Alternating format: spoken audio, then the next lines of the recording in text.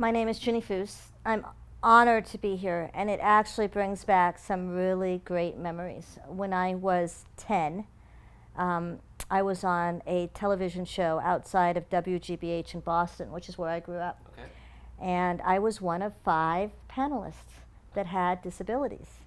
And we filmed for 2 years. And it was a real coming of age experience for me because we were asked to sit on very hot sets talking about how do you feel about being different? How do you feel about being teased? And not only was I saving in psychological costs, I didn't have to see a shrink. I was actually being paid for talking about my feelings. And I really bonded with the other 4 individuals, and it was really neat. Unfortunately, we did not stay on air for the 2 years, but Scholastic Educational Services picked us up. Mm-hmm. And this was right when the Mainstreaming Act was really coming into play. When I started kindergarten, I was not allowed to go to the local school. I had to go to a special school, even though intellectually I'm no different than you are. But the Mainstreaming Act took place in 1972, Mm-hmm. and by first grade, I was then able to go to our local public school. So jump ahead 7 or 8 years, which is when we were filming Feeling Free, the thought was we have to expose the public to diversity Mm-hmm. so that students can become comfortable when these other students are suddenly sitting in the desk next to theirs. Right. So it was a really neat experience. My other panelists, or friends, I guess would be the better word, we did audition, and so they were able to get some really awesome, articulate kids. Mm-hmm. One had cerebral palsy. One became blind during the process of our show. And so that was very interesting to befriend somebody that when I first met her, could see. Mm-hmm. And when we finished, could not see at all. And remind me again, how old were you at this time? I was 10 to 10. 12, right in those crucial years. Yeah. So was this the same age where you were noticing, I mean, how old were you when you sort of noticed yourself that you were different from other people, and maybe when your parents also noticed this? That's a really good question. My parents were given the diagnosis when I was 18 months old. And they wonder to this day whether or not that was a delayed diagnosis, Mm-hmm. that no one had the heart to break it to them. Now this was pre-DNA testing. Mm-hmm. This was all based on x-rays and femur length. Femur is what they really go for in measuring the femur length. And there we were sitting in Boston, one of the top medical communities in the country. And the gentleman that gave my parents the diagnosis was T. Barry Brazelton, who was sort of the Dr. Spock, not the sci-fi Dr. Spock, Okay. but sort of the pediatric voice of America in the 70s. And so I love to tell people that I was diagnosed by that man myself. Wow. So they knew when I was 18 months old. I think many little people like myself do not come to their own realization until they're in school. Mm-hmm. Because that's when the teasing really starts. Sure. And the accessibility, if you will, especially back then. Mm-hmm. You know, we're talking about the 70s. Mm-hmm. There wasn't any Americans with Disability Act. Mm-hmm. So that's when I was having to struggle to access what my fellow students were accessing. Did you notice, so what kind of experience did you have with other students? Was it entirely negative from the beginning? I mean, were people, were kids mean? Did they tease a lot? Did they just sort of look unsure, seeing something different from themselves? What kind of interaction was it, and did it change as you went through schooling? Luckily, I grew up in a very educated community, 30 minutes away from MIT, Harvard, all of the Ivy Leagues in Boston. And I think that speaks a lot to kids and their not value system, but their manners and so forth. Sure. So I don't remember getting teased too much. I'm sure I did, and how much of that I have sort of put under the surface and forgotten about. But I don't, I have a tougher time even today when I'm in an inner city environment where the people surrounding me don't have the same etiquette and don't have the same education, the same exposure. Mm-hmm. And that's really where I struggle more than where I grew up, in a suburb of Boston. Well, to get a bit more of that sort of educated thought and idea, I want you to tell us, as a medical condition of dwarfism, what do you know is the cause of shorter stature, and in particular, in your case, what is the cause of this? Well, remember, there are over 200 different types of dwarfism, achondroplasia being the most common. So if you were to meet another little person in your life, most likely they'll have achondroplasia. So I can only really speak to achondroplasia. Okay. It is a dominant gene. It is also a mutation. So what that means is an individual can have achondroplasia for two reasons.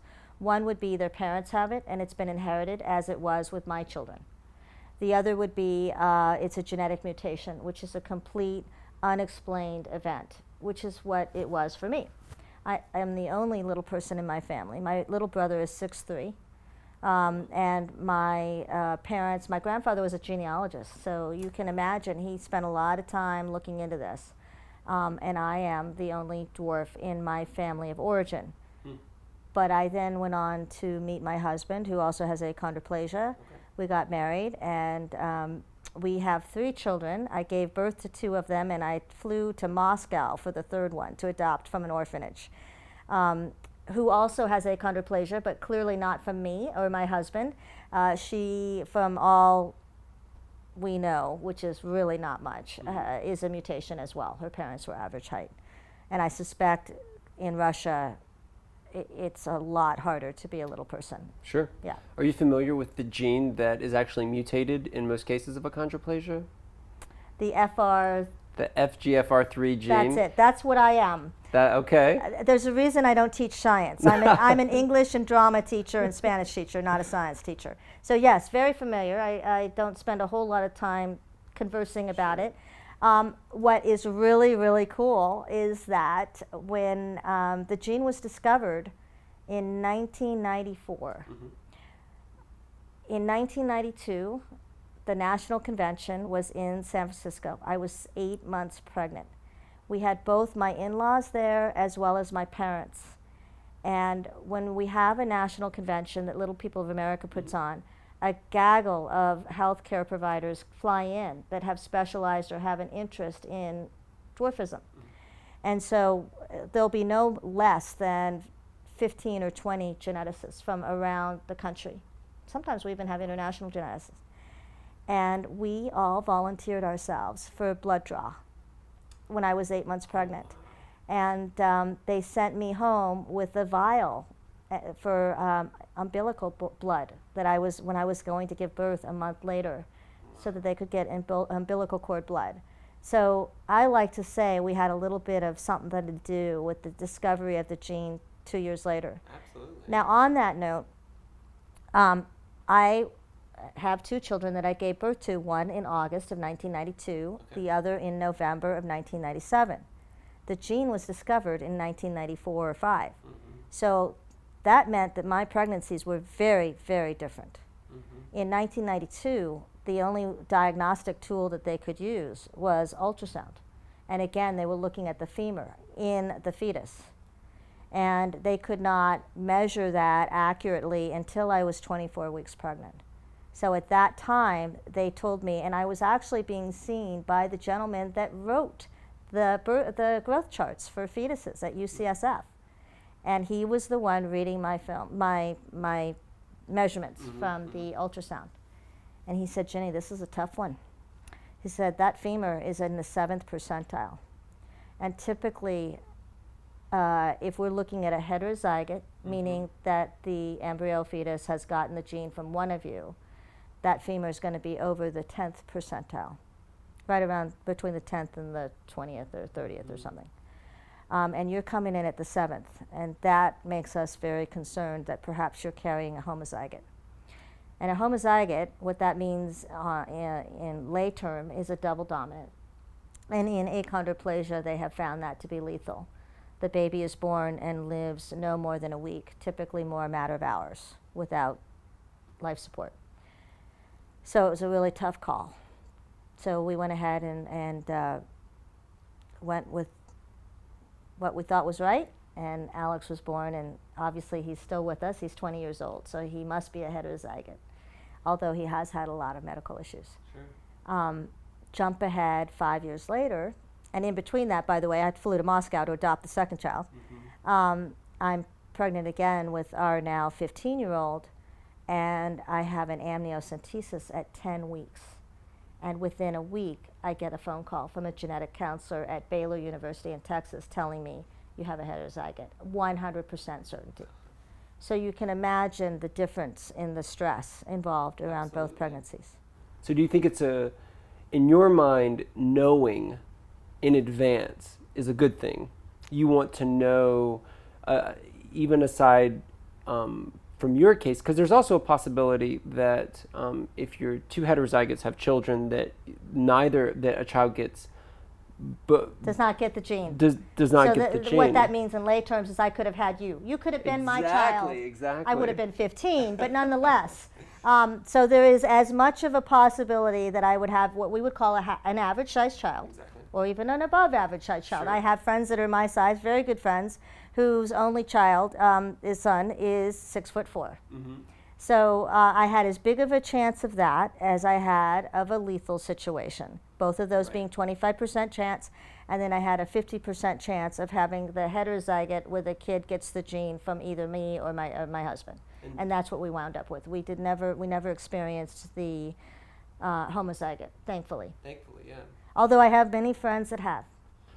So I'd like to just maybe talk a bit more about that, because that seems like it could be a challenge. Just, I guess, first, in your mind then, having this information, being able to know this information up front, right, at the beginning of your pregnancy, early on, is that something that's important to you in the process? Was that something you were happy to know about, or do you wish you kind of couldn't find out maybe until later? I'm going to skirt that a little bit, and I'm going to talk about it in third person because it's such a personal choice. Sure.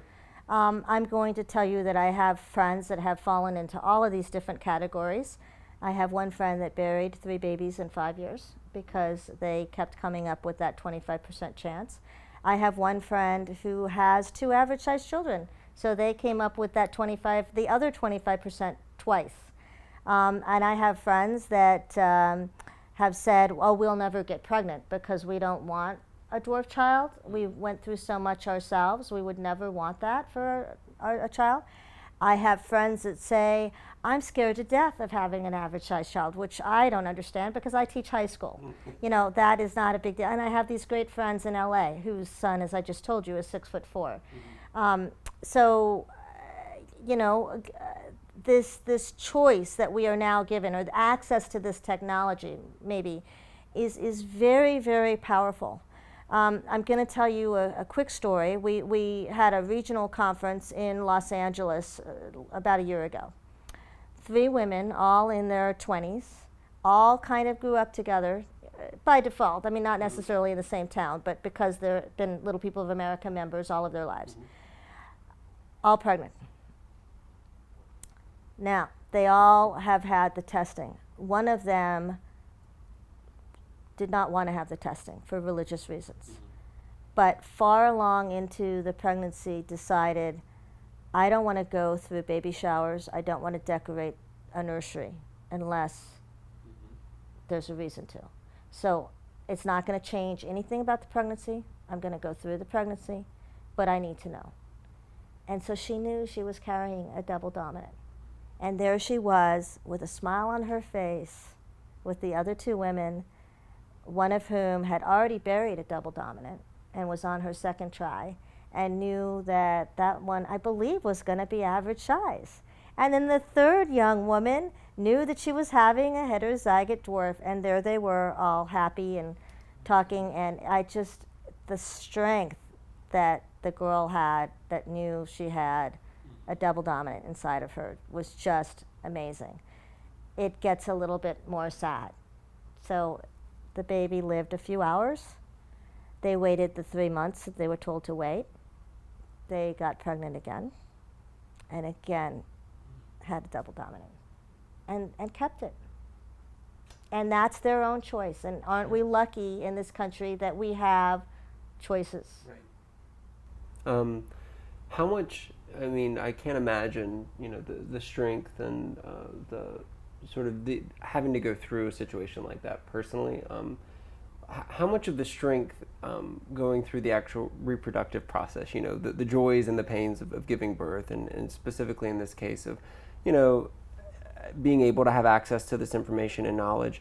When you do find out information, if it's not the information you want, how much of that strength is derived from you personally versus a community maybe of other people, of other little people, talking to other people about this? How is the community itself either helped or hurt in any way? Well, again, I can't speak from personal experience. This technology is bittersweet. It really is. I can say that belonging to a support group like Little People of America offers a tremendous amount of support. And we all know these statistics. We've been told these statistics since I knew what my odds were when I was 10 years old and babysitting, and knew that I wanted to have children and I wanted to be a teacher. Did that influence my selection of mate?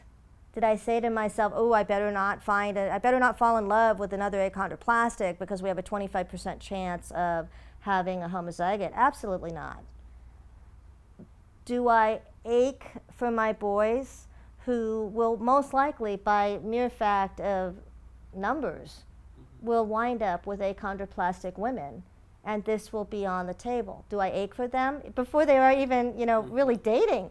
Absolutely, I ache for them. That this is a reality in their life. And so the support from the community is there.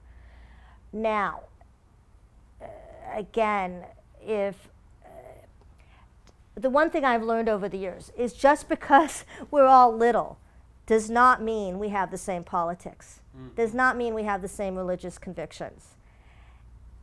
And so I actually have found myself in a very awkward position. One of the reasons I'm sort of skirting away from my position on this is that one too many times I have stated my position on this to another little person who is just as educated about this as I am, and they have gotten up off of the conversation and walked away.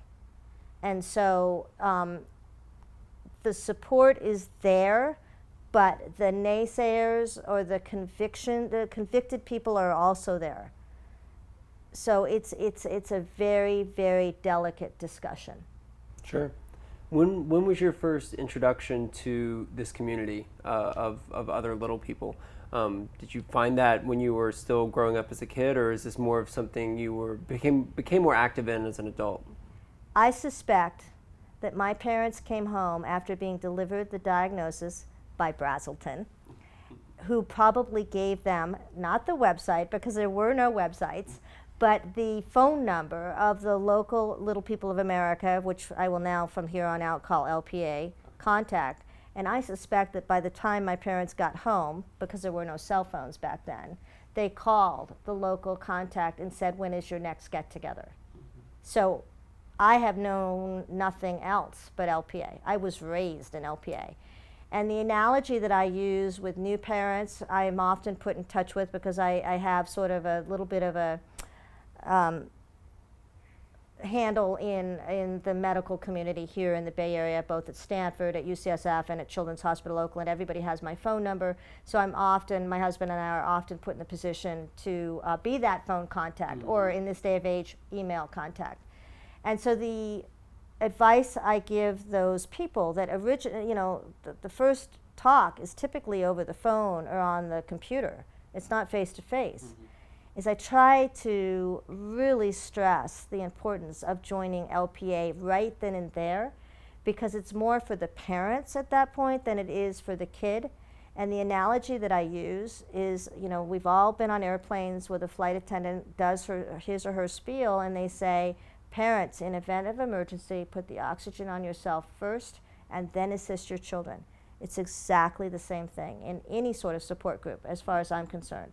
Those parents need to get educated, they need to get their head wrapped around this, so that when the kid does go off to school, at 5 years old and comes home in tears because they couldn't reach something, because they were teased, because they couldn't reach the cafeteria line, whatever, those parents are ready to go. They've been told in advance that those are the questions the kid's going to have. They have contacts of other parents whose kids are a couple of years older, and it just doesn't, that's just the way it should be done. And oftentimes, I'll be honest, we have had very eye-opening conversations with 40-somethings that were not encouraged by their families to come to LPA. And they have now found us on their own. And here they come, and often with drink in hand at the dinner time dance, they've got their head in their hands saying, what did I miss? Where have I been? And you know who they're mad at? Their parents. Their parents. So Ginny, I just want to know a little bit more about you. Why don't you just tell me where you're from, and I want to know what you do for fun. I grew up in a suburb of Boston called Lincoln, Massachusetts. We were on the train line. I don't remember which line, but I was going into Boston on my own when I was 12 years old. Oh, wow. I don't know if my parents would have allowed that in this day of age, but so lots and lots of fun. Great place to live. And then I moved to Colorado. My father was transferred just as I was starting high school. And that was a little bit unfortunate. It was 2 weeks before high school started, and we were uprooted.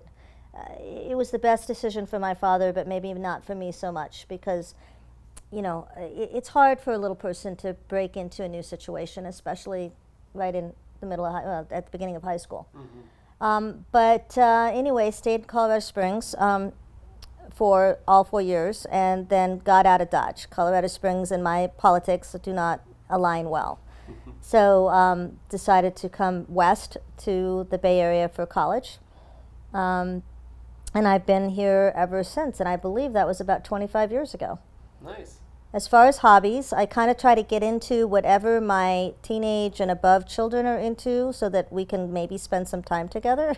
And I'm not, and I'm versed in what it is that they're talking about. So that's an ever evolving process. And no matter how hard I try, I don't seem to be up to snuff enough. But I by default, I have to know how to sew. I do sew. Economically these days, it doesn't make sense to sew your clothes. It's cheaper to buy them. But by default, I have to alter clothes. So I am in front of my sewing machine at least twice a month, altering pant length and sleeve length. So what is that? I've never thought about that before. But I mean, where do you shop? I mean, do you have to shop in different areas or places for things than most people? I'm a good old size 8, like 60% of women out there. And so I'm buying the same stuff your mom's buying. I'm bringing it home and cutting it off at the knee and probably tapering it a bit, because I don't want it this wide. At the knee it would be this wide, so I'm tapering it and I'm altering it. Same thing on the sleeves. Because our torsos are not affected. As you can see, you and I are pretty much sitting at the same height. That's really interesting. And what kinds of hobbies do your kids get you into besides? They usually involve technology or soccer. So I'm slowly learning the ropes on social media. Soccer, I'm just really struggling with it. I sort of complain that there's a fraternity in my house and I'm the outsider. Dinner time conversations always come to soccer, and I kind of disappear and nobody notices. Well, and sort of in line with a lot of these everyday items, I'm really curious. I'm sure other people are too. Are there any advantages to having a slightly shorter stature in general? This is a very common question, and I always say to myself, I've got to write it down, because I never, am fully prepared. But in this instance, I did think about it some. Let's start with the disadvantages, because that's a shorter list. Mm-hmm. The grocery store is horrible. And I haven't quite figured out the best time to go. If I were not little, the best time to go clearly would be 6:30 or 7 in the morning when I'm awake, because it's not crowded. But it's a very bad time for me to go when it's not crowded, because there aren't people in the aisles to turn to and say, can you hand me that jar up there? Mm. So I think the compromise is more like 10 a.m. which fortunately, because I don't work full time, I can do that. And I can always pretty much count on waiting no more than 2 or 3 minutes for somebody to show up in the aisle. I'm not going to go to customer service every time I need help. You get very savvy at flirting with people to get what you need. So I will strike up a conversation instantly, with the main motivation being that I need that can of tomatoes at the top of the counter. Other disadvantages, it really depends. It's hard to go into communities that are less educated and less mannered, because we are so comfortable in our community, which granted has gotten to know us on so many different levels over the last 20 years. My husband and I, both our careers, myself as a substitute teacher and he as an IT guy for small businesses in our immediate area, we're very well known, only because people don't forget us. It's not a comment on our personality. However, I've been told that we sort of have magnanimous personalities as well. So we get really comfortable in our environment, and then when we step out to a different environment and the reaction is totally inappropriate, it's a slap in the face. It's a reminder. Can you, if you're comfortable, can you give us an example of a negative reaction that I actually you've experienced? I can give you 2, and they're a little bit different. One of them was pure ignorance. There's nothing more upsetting to me than to be in an environment where it's the adults that are grabbing the children and saying, "Look at the midget. Come here, Frankie, come look at the midget." I cannot believe that in this day of age that's still happening. But when I go into inner city environments, in a grocery store, grocery stores are really harsh places for me to be, not only because of the physical thing, but you're trapped. You're in a grocery store line and you can't go anywhere, and you've got kids with their fingers right 5 feet away from you, and you're trapped. So that is definitely, hard. The other example of ignorance was an educated ignorance, if I dare say. The 5 of us were on our bikes in San Francisco by the Palace of Fine Arts. We'd been riding our bikes around, and we rode in front of a tour bus with tourists from another country. That their cultural norm is to be curious and to be scientific, and they forget appropriate behavior in that quest for curiosity. And so we can pretty much assure you that when we go by a tour bus or a group of tourists from other countries, those video cameras are trained on us like snipers. And my husband has gotten to the point, he's a very, very patient man, but he will walk right up to the camera and say, "You will delete that picture." He gets very upset. Imagine. And imagine having 50 of them on your family. You feel like there are snipers on you. What's the difference in your reaction to how other people respond to you versus how people may respond to your children?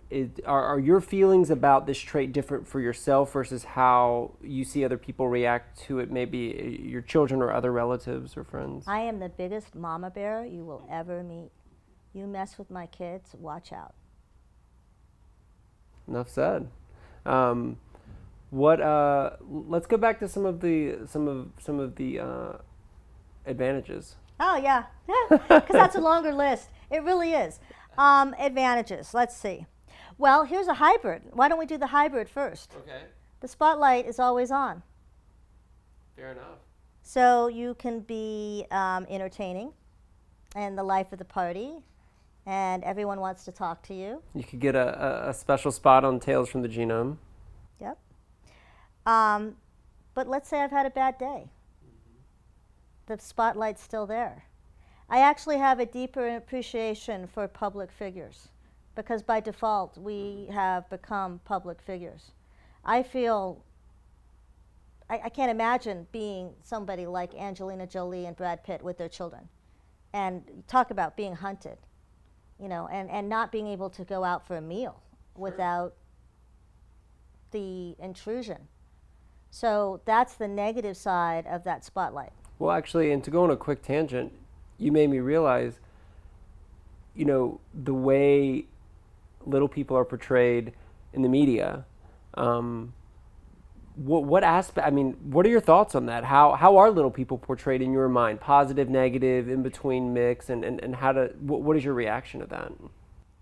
Our Sidney Poitier is Peter Dinklage. I am so proud of him, and I want, along with hundreds of other little people, mostly female, by the way, want to meet him. For better or for worse, he's not involved with our group, and I can't comment as to why. I would say he's quite busy these days. Sure. He is the top billed actor on one of the most popular TV shows right now. He has been consistently on the show from, I believe, day one. They're not killing him off like they kill off everybody else. He will be king. I don't follow the show, but I have enough friends that are thinking, you're crazy, why aren't you following the show? He's going to be king! And I would like to, my husband is not into the blood and gore and sex to the degree that they are, but I am keeping my eye on him. He is our Sidney Poitier, and he is up for his second Emmy in 2 years. Right now. So he's really been sort of for you, a big pivotal figure and a good image of being like everybody else, and he's super popular, and it's almost not even, I don't want to say not noticed as a trait, but it's not important in who he is necessarily, as far as it happens to be part of him. And so that gives visibility to the trait, but the focus on him is not because of his stature. Not in this particular show. Right, exactly. He has sold himself to the devil a couple of times. He's tried real hard in the interviews that I've seen not to. I mean, he has been eating out of tuna fish cans for the beginning of his career, while offers of being leprechauns and Santa's elves and so much were being thrown at him. He really was keeping true to himself. There are a couple of pieces of work that I would prefer that he had not done. But for the most part, he redeemed himself with Station Agent, for which he got an Oscar. And he, come to find out, he's been in a lot of little stuff. I'm going home to watch another TV series that he was in 7 episodes on, because I'm just so curious. I think it's a shame that he has not identified with our group, because he has so much to offer. Up and coming students that want to maybe delve into the film industry. Sure. Well, outside of Peter Dinklage, as far as media portrayal goes, even maybe not in the Hollywood sense, just in news or TV, what else have you noticed about portrayal? In the last decade, there's been a lot of curiosity with little people for a while, and I don't know if I'm allowed to say this. We were nicknaming the TLC network the Little Channel, because they seemed heavily interested. At one point, there were 5 or 6 different series going on involving little people. So now that we've seemed to have lost our luster a bit, and we were one of them, but only for 2 episodes, and we get very defensive. What we did was not reality TV. We prefer to call it documentary TV, is what we did for 2 episodes. So I think the word has finally gotten out what the correct terminology is, but just in case, let me educate you on that. Terminology, as you may know, evolves in different groups. So in the African American community, my mother, who was raised in the South in the 30s and 40s, was told to call that population something that I'm not even comfortable speaking. But that's what they were called. And well, they were called Negroes, not the other one, Negroes. And I think when I came around to school in the 70s, we were told, no, the word is black. And I used the word black. And now when I use the term black, I'm told, oh no, it's African American. But then it gets even more confusing, because I have some African American friends that say, I wasn't born in Africa, I'm not African American, I'm black. So there's a lot of confusion around that. And then not to mention what the rap stars are doing with the terminology. Sure. So The terminology, when Little People of America was first formed in 1957, the name was actually Midgets of America. It was primarily a venue for entertainers. And they kind of made light of their union, for lack of a better word. Well, then slowly educated, serious people started joining the group. And one of the first tasks at hand was to get rid of the word midget. Now, what's wrong with the word midget? For me and many others, it conjures up the image of vaudeville, when they were called midget performers. And they would go around, much like a traveling circus, and they would get on stage, and you would see a little person like myself with a cigar hanging out of their mouth and a diaper on, and making total fools of themselves. So when I hear the word midget, that's what I conjure up in my mind, as do many in our organization. So I think the word is finally dying. Occasionally it will be used. In hockey leagues, it's still used up in Canada, signifying the younger kids, I think. And I think the Little People group up there has been really working on that. So the terminology that I'm comfortable with, long-winded answer, is I'm comfortable with little person and I'm comfortable with dwarf, because that's what I was raised with. Now, that's not to say that my children, and they're okay with that too, but maybe my grandchildren will have come up with a new term. Right, actually, and I probably won't include what I'm about to say, but just you made me think of it, and it's just so amazing to make the connection that, I think as far as sexuality is concerned in the gay community, I mean, the evolution of the nomenclature of the name and what people are comfortable with, and it's in one way I'm fascinated with, because it's a group identifier, and I honestly think people should, we should respect groups enough to call them what they want to be called, and I think in the gay community, there are people who live and die by the word queer. That's what they want to be called. They reclaimed it. There are other people who identify as gay. There are other people who identify, in several different ways. And the community argues about it all the time.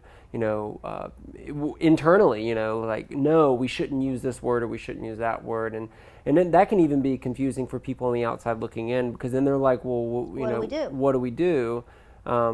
So it's amazing the parallels there between. That's that groups. book that I want you to read. Yeah, I'm definitely going to check that out. So I have an adorable story to tell of my 15-year-old who, I need to remind myself, is indeed a really great kid because sometimes I forget that. He was a coach this summer for a summer sports camp. He's very, very athletically minded, and unfortunately, due to being 4 feet tall, is not athletically bodied. Now, put him amongst other little people and he's going to bring home the gold medals. But when the population is 1 in 20,000, that's just not going to happen on a daily, weekly, it happens on an annual basis. So next week, we're going to the World Games for little people. And I suspect that my 15-year-old will be setting records in all of the different events that he's going to be doing. So exciting. So he, with my urging, took this job over the summer where he was a coach in training with a third-party sports camp. And every day I would say, okay, you got to give me one story, based on the day. Tell me one little thing that happened. And one of these days he came home and he says, well, something interesting happened today. So I stopped everything I was doing so I could listen. But you can't ask too many questions because then he closes up again. He says, somebody asked what time it was, and I pulled out my cell phone. And the kid said, what? You have a cell phone? That's not fair. You're only 8. And Ben said, no, I'm about to be 16. And the kid said, oh, that's right, you're a midget. And Ben said, well, actually, Sammy, I'm not a midget. Midget's a really mean word. I would rather you call me a dwarf or a little person. But you know what, Sammy? You met me 2 days ago, so you should be calling me Ben. What a great answer. And I said, Ben, was there an audience for that discussion? He said, nope, it was just me and Sammy.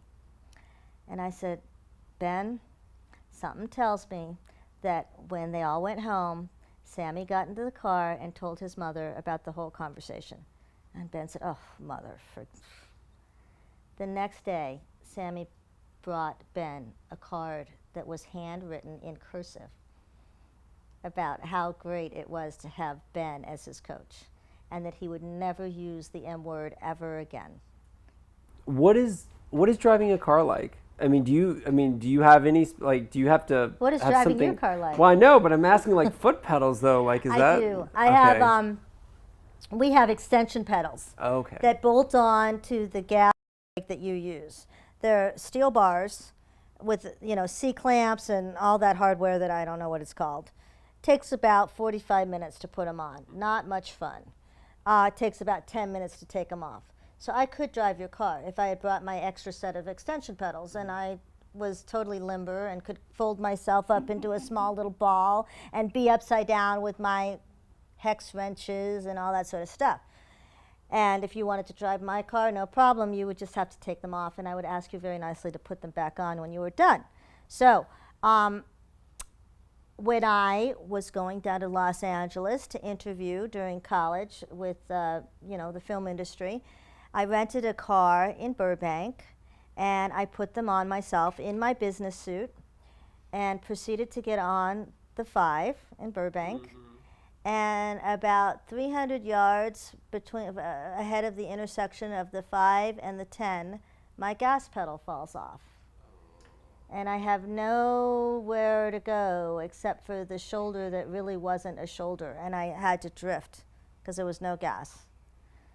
So there was not enough room on the shoulder to open the driver's door for somebody to come help me.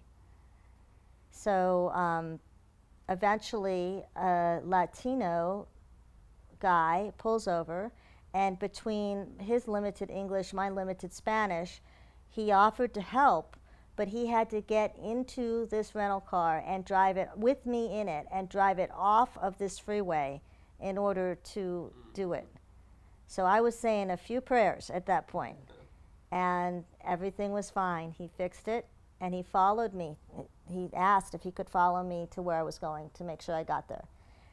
That was the last time I ever put extension pedals on a rental car. Soon after that, I don't know if it was Reagan or Bush, but one of them did something very nice called the Americans with Disabilities Act. And that means now that as long as I give my rental car company 24 hours notice, they have to have a car waiting for me with hand controls. So I just did it today, as a matter of fact, for my trip next week. And doesn't cost me any extra. I get to walk right off that airplane into my rental car just like you do. I had to get comfortable with driving with hand controls, and it's hard. Mm-hmm. Legal or not, I used to still maybe use my cell phone a little bit when I'm driving. And you can't do that with hand controls because one hand is always on the steering wheel and the other hand is on the mechanism that acts as your gas and brake. I want you to, if you can, list for me, if you can quickly, some advantages, other advantages. We keep getting sidetracked. Well, Spotlight was the hybrid. Okay, so let's work up from the Spotlight thing. People remember me. That's kind of the Spotlight too, but if I want to jog somebody's memory over the phone and I'll say, hey, this is Ginny Foos, your little customer. Oh yes, how are you? So I get the information quicker. It's an identifier. Yeah. When I get tickets to a show, I'm kind of stretching it a little bit because I just identified the fact that you and I are sitting about the same height, but if somebody like really tall sits in front of me, I can't enjoy the show. If people stand up like they do in a concert, forget it. I can't see anything. So I explain this. Now what's interesting is that Ticketmaster, when they say disabled seating, they're really thinking about wheelchairs. Mm-hmm. Because it's all about numbers. I mean, the same thing with the Americans with Disability Act. The architectural standards that were set were for people in wheelchairs. So if I were to stand up right now next to you, you and I would be about the same height. But you've got long arms that I don't. So ATM slides, gas station slides, all of that is meant for you in the wheelchair. They're like 3 inches too tall for me. It's beginning to change a bit. I'm having an easier time with the brand new gas pumps. I think there's been enough yelling and screaming from the dwarf population. And we've become more of an advocacy group. Our current president is awesome and totally into advocacy. So maybe his efforts are paying off. But so long story short, I tend to ramble. The tickets, I can say I need good tickets, and I get good tickets. Nice. So that's an advantage. We went camping recently, and I was able to stand up in my tent and change my clothes, whereas the average size friends could not. I've definitely encountered that problem before. Yeah. Not all of us are 6'5". Anything? What about airplanes? Oh yes, airplane travel is, I would argue, more comfortable for me, but the difference is that my feet are dangling. Look at right now, and yours are not. So mine are going to maybe go to sleep, but when I've gone on a long flight, if there happens to be an empty seat next to mine, I can actually lay down. The flight attendants don't like it much, but I can. If I would do the exact same thing. Okay, let's. I want to pivot and ask two. We're going to try to wrap up here, and I'll ask two different questions. I'm going to ask two different kinds of questions. The first I'm going to go with is knowing everything you know now as yourself, and with the current technologies, even maybe thinking about the possible advances in technologies that we'll have in the future, in your lifetime, or even possibly beyond that. Would you change? Would you choose to be different? And sort of as a variation of that, if you could choose this for your children, how would you? I think my first answer is, we call it the magic pill. If you had been able to take a magic pill to not be a dwarf. And I think my response to that magic pill would have been different depending on what decade of my life you were asking about. I would most likely have taken that magic pill in middle school and probably high school. Prior to that, I don't think I really cared. I was just a kid. I've never faced outright discrimination in my job hunts.